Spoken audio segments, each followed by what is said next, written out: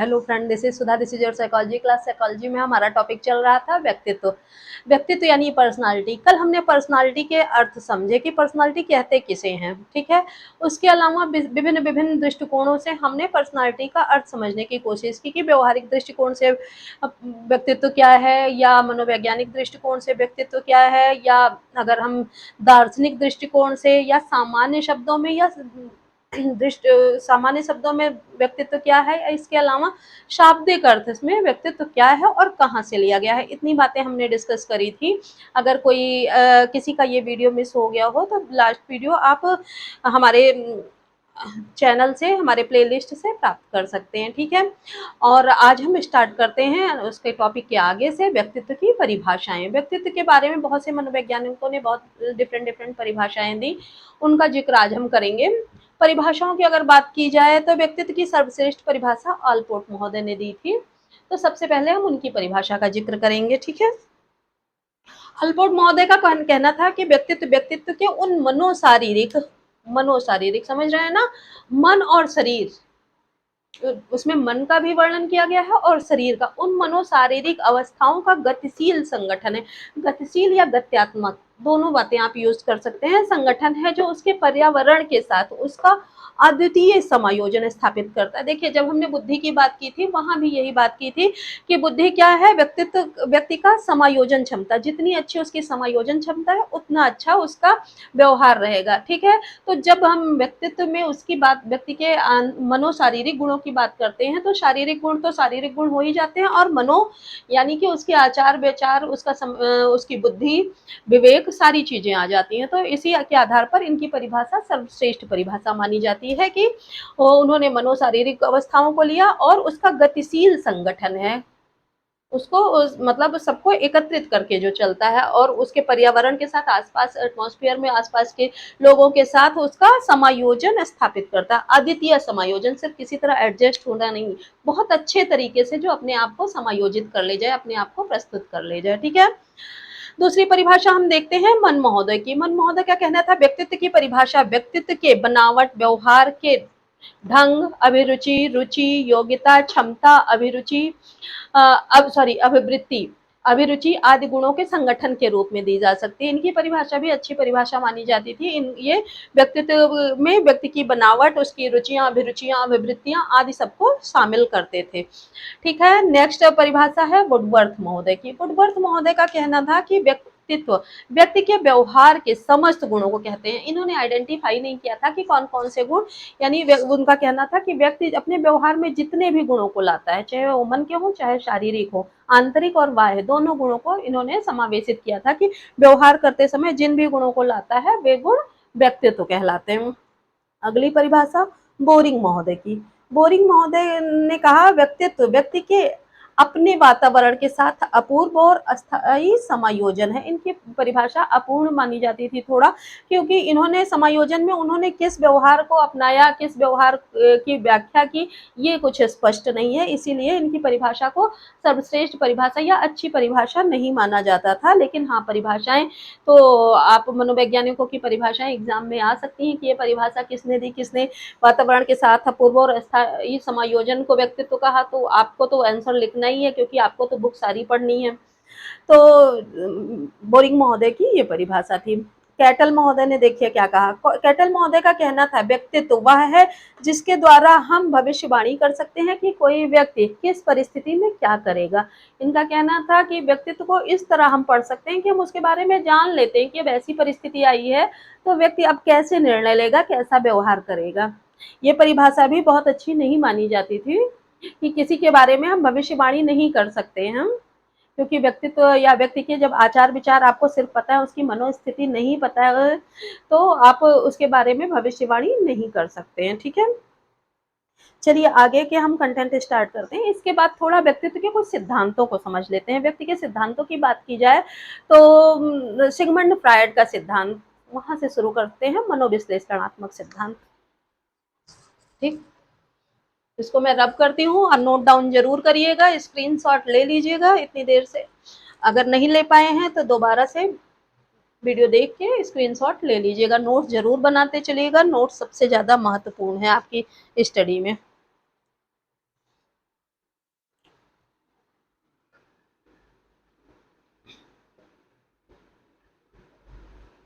व्यक्तित्व के सिद्धांत। ठीक, पहला सिद्धांत हम पढ़ेंगे मनोविश्लेषणात्मक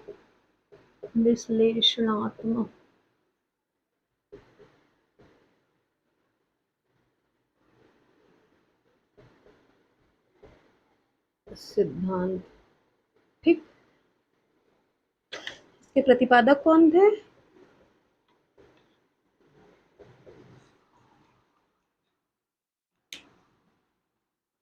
इसके प्रतिपादक थे सिगमंड फ्रायड।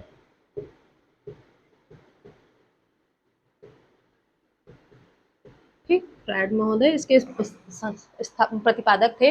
फ्रायड महोदय जब व्यक्तित्व की बात करते हैं तो इन्होंने मन के आधार पर, जैसे मन को इन्होंने 3 भागों में बाँटा था, इड, ईगो, सुपर ईगो। तो उसी के आधार पर अपने मनोविश्लेषणात्मक सिद्धांत की व्याख्या की, क्योंकि जब व्यक्तित्व की बात आती है तो व्यक्ति की मन और शारीरिक, आंतरिक और बाह्य दोनों गुणों की बात होती है। तो उसमें बाह्य व्यवहार इनका मानना था किस हिसाब से करता है, जिस तरह व्यक्ति की आंतरिक अवस्थाएं होती हैं। तो इसी के आधार पर इन्होंने अपना मनोविश्लेषणात्मक सिद्धांत दिया था। इनके अनुसार मन की तीनों बातों को इन्होंने प्रकट किया कि किस तरह की होती हैं और व्यक्ति किस हिसाब से बात करता है। चलिए देखते हैं। पहला इन्होंने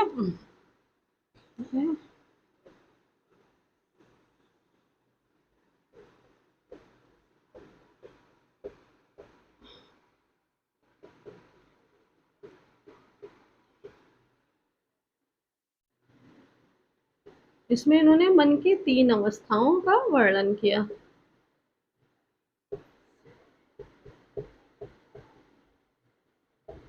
वर्णन किया। ठीक, पहला क्या है? पहला है इड। ठीक है,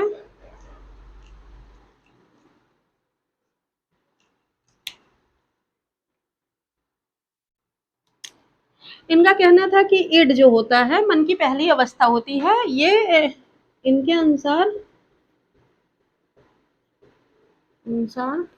इड जो है, इड अनैतिक और अतर्कवादी है। यह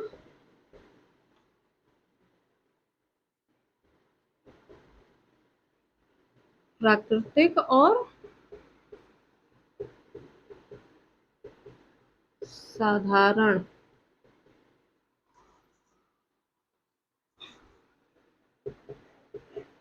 रुचियों का योग है। ठीक है, इन्होंने इड के बारे में क्या कहा? इन्होंने कहा इड के बारे में कि ये अनैतिक और अतर्कवादी है। ये कि जो हमारे मन का इड होता है, यानी अहम जो होता है, ये अनैतिक है, इस नीतियों पे नहीं चलता है, अतर्कवादी है। ये जो कार्य करता है उसके पीछे कोई स्पष्ट तर्क नहीं दिया जा सकता है। और ये किससे प्रभावित होता है? थोड़ा सा साधारण रुचियां उसमें शामिल होती हैं, कुछ प्राकृतिक चीजें शामिल होती हैं, जैसे किसी चीज की लालच करना, कोई चीज अच्छी लग जाए उसको पाने की लालसा। वो क्या है? मनुष्य का स्वभाव है, प्राकृतिक चीज है कि हाँ अच्छी चीज उसे मिलनी चाहिए। बहुत ज्यादा दार्शनिक प्रवृत्ति का हो, उदार हो, तब की बात अलग है। अदरवाइज अगर अहम की बात की जाए तो हर व्यक्ति का स्वभाव होता है कि अच्छी चीज उसे मिलनी चाहिए। तो उसी तरह की कुछ प्राकृतिक और साधारण रुचियों का योग है। ठीक है, एक चीज और कि इसे संतुष्ट नहीं किया जा सकता, संतुष्ट नहीं किया जा सकता। ठीक है, ऐसा फ्रायड महोदय का कहना था कि इड हमारे मन के अहम को, इसको अहम भी बोलते हैं।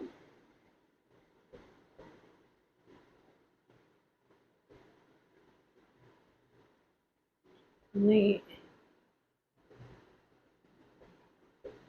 इड ईगो, इड, इड अहम पैरा, सॉरी, स्व बोलते हैं हिंदी में। तो इसको इनका कहना था कि इसको संतुष्ट नहीं किया जाता। ये हमेशा एक चीज आप दे देंगे तो दूसरी चीज की लालसा मन में जागेगी, दूसरी चीज पा जाएगा तो आगे जो चीजें, तो ये कभी संतुष्ट नहीं होता है इड जो होता है। ठीक है, ये मन का पहला भाग था। दूसरा क्या है?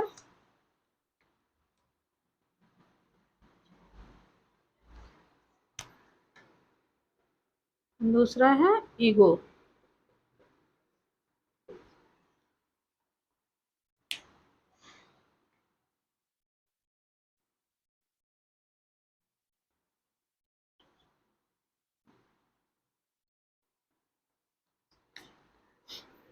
या क्या है? या सामाजिक आत्मवाद है। ठीक है, यह आत्मा शुद्धि तर्क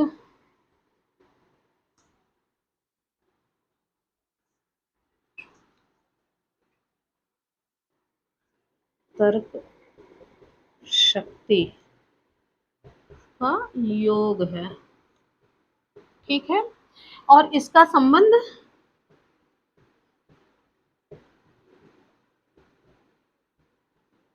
द इड तथा सुपर ईगो दोनों से होता है। से होता है। ठीक है, इनके मन की दूसरी अवस्था क्या थी? ईगो। इसमें इनका कहना था ये सामाजिक आत्मवाद को लेके रहता है। जो अहम होता है, यानी कि ईगो जो व्यक्ति का होता है, ये आत्मवाद को लेके रहता है, अपनी आत्मा को समझता है। यह आत्मा शुद्धि तर्क शक्ति आदि इस से संबंधित होता है। इसका संबंध इड से भी होता है, और इसके नीचे जो मन का तीसरा पार्ट उन्होंने बताया था, सुपर ईगो, उससे भी संबंधित होता है। ठीक है, तीसरा पॉइंट है हमारा सुपर ईगो। इसको आप नोट डाउन कर लीजिए, फिर सुपर ईगो की बात करते हैं।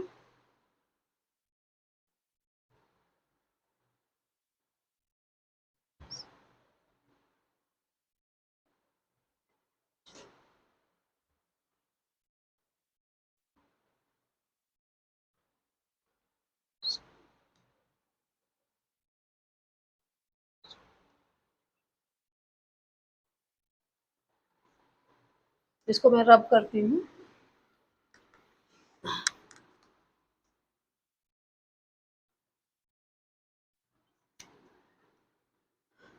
तीसरा है सुपर ईगो, यानी कि परा अहम।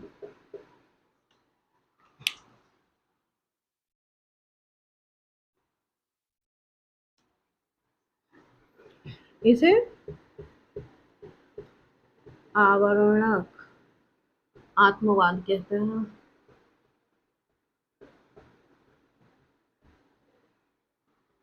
कहते हैं। ठीक है, ये एक आवरण लिए होता है, आत्मवाद की ही तरह कार्य करता है, अपने आप में ये रहता है, लेकिन एक वो आवरण के रूप में रहता है। ऐसा नहीं है कि किसी एक धारा में बह जाए। ठीक है, ये उच्च आदर्शों को लेके साथ चलता है। किसको लेके? या व्यक्तित्व के उच्चतर एवं आदर्शों का योग होता है, तथा योग होने के साथ साथ ये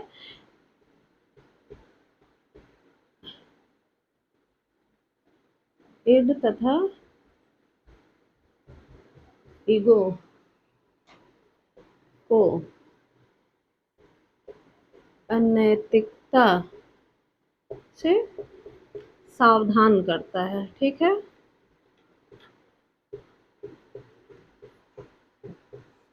सिगमंड महोदय का क्या कहना था, फ्रायड महोदय का, कि एक आवरण लिए आत्मवाद होता है, अपने आप में तो रहता है, लेकिन एक स्पष्ट आवरण भी होता है जो आदर्शों तथा उच्चतर भावनाओं को साथ लेकर चलता है। यह ईगो और सुपर इड जो दोनों होते हैं, दोनों को गलतियां करने से रोकता है। उनके जो अनैतिकता वाली या अतर्कवादी बातें होती हैं, उनसे उनको सावधान करता है। ठीक है, व्यक्ति को जब कोई गलत कार्य करता है तो ये उसको गलत कार्य करने से रोकता है। ठीक है, तो कुल मिला के सिगमंड फ्रायड महोदय का कहना था कि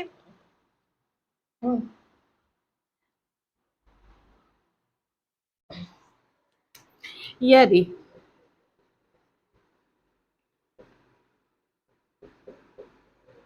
इड और सुपर ईगो के बीच संतुलन है तो व्यक्ति का व्यक्तित्व भी संतुलित होगा और यदि असंतुलन है तो व्यक्तित्व भी असंतुलित होगा। ठीक है, कुल मिला के कहना था फ्रायड महोदय का कि ये तीनों एक दूसरे से जुड़े होते हैं। तो जिस तरह अगर व्यक्ति का ईगो और इसके बीच संतुलन है तो व्यक्तित्व जो अपना व्यवहार व्यक्ति का दिखेगा वो संतुलित दिखेगा। अगर इनमें संतुलन नहीं है तो इसका व्यक्ति का व्यवहार भी असंतुलित ही होगा। ठीक है, इसके अलावा इनका कहना था कि इसको नोट डाउन कर लीजिए, आगे लिखाते हुए इतने में आएगा नहीं।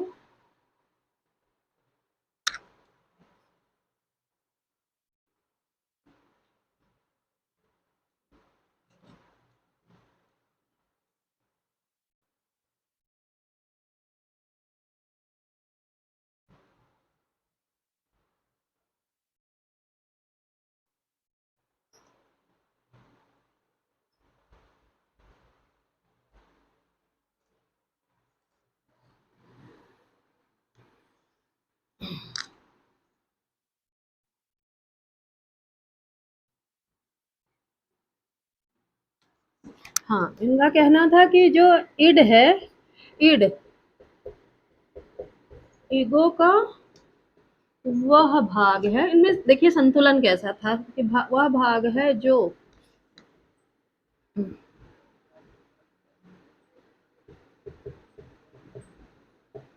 संसार के संसार के अनुमान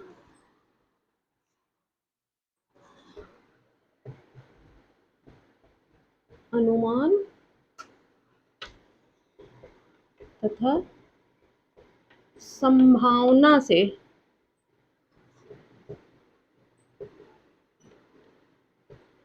परिष्कृत है।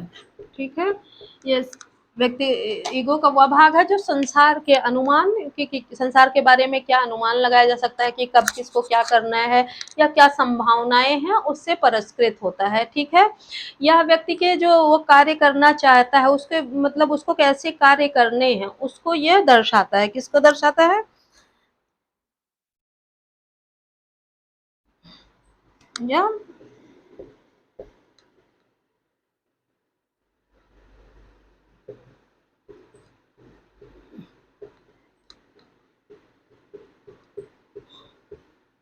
उद्दीपन करने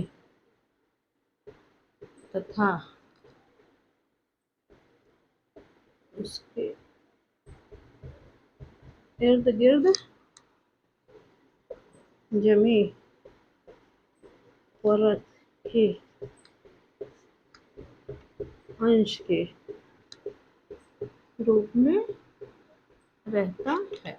ठीक है, किस तरह होता है यह संसार के अनुमान तथा संभावना से परिष्कृत होता है कि किस तरह अनुमान लगाएगा, किस तरह संभावना, और व्यक्ति को उद्दीपन करने कोई भी कार्य करने या उसके जो ईगो मतलब ईगो की भावनाएं होती हैं, ईड की ईगो उस पर कंट्रोल करता है और किस तरह से उसको उद्दीपन करना यानी कार्य करने के लिए प्रेरित करना है उसकी संभावना के रूप में उसके इर्द गिर्द रहता है या उसके अंश के रूप में। ऐसा नहीं है कि उसको अकेला छोड़ देता है, कहीं ना कहीं उसके साथ रहता है।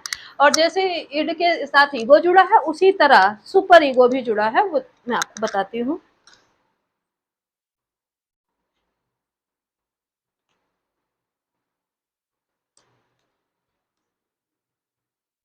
इसी तरह क्या है सुपर ईगो, ईगो का वह पक्ष है जो व्यक्ति की आत्म निरीक्षण की प्रक्रिया को योग्य बनाता है। ठीक है, जिससे व्यक्ति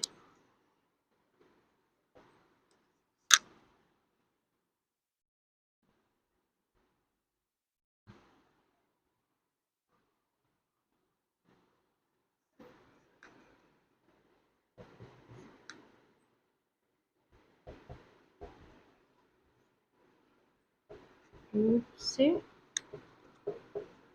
चेतना, जिससे नहीं, जिसे चेतना कही जाती है। ठीक है, इस तरह से इन्होंने तीनों को एक में जोड़ा था। इड से ईगो जुड़ा हुआ है, सुपर ईगो से भी ईगो जुड़ा हुआ है। वह पक्ष है जो व्यक्ति की आत्मनिरीक्षण की प्रक्रिया, कि व्यक्ति को आत्मनिरीक्षण करने योग्य बनाता है कि वो क्या कर रहा है, क्या नहीं कर रहा है, क्या उचित है, क्या अनुचित है।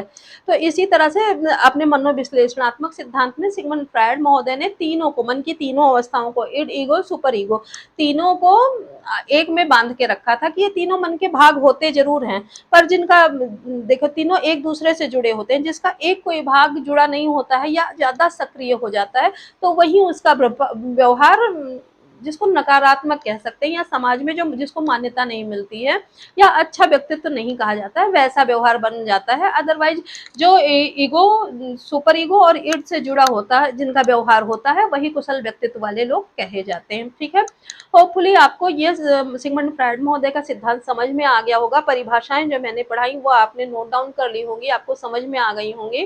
परिभाषाएं तो देखिए याद करनी ही पड़ेंगी। अल्पोर्ट महोदय की परिभाषा सर्वश्रेष्ठ है, उसको जरूर याद कर लीजिएगा। इसके अलावा मुझे आपको कोई डाउट्स आते हैं वो कमेंट सेक्शन में जरूर डालिए। किसी तरह के किसी कोई भी प्रॉब्लम है कमेंट सेक्शन में उसको डालिए। वीडियो पसंद आया है तो लाइक सब्सक्राइब शेयर जरूर करिए। मिलते हैं नए वीडियो में नए कंटेंट के साथ, इसके और भी सिद्धांतों को लेकर। तब तक के लिए नमस्कार।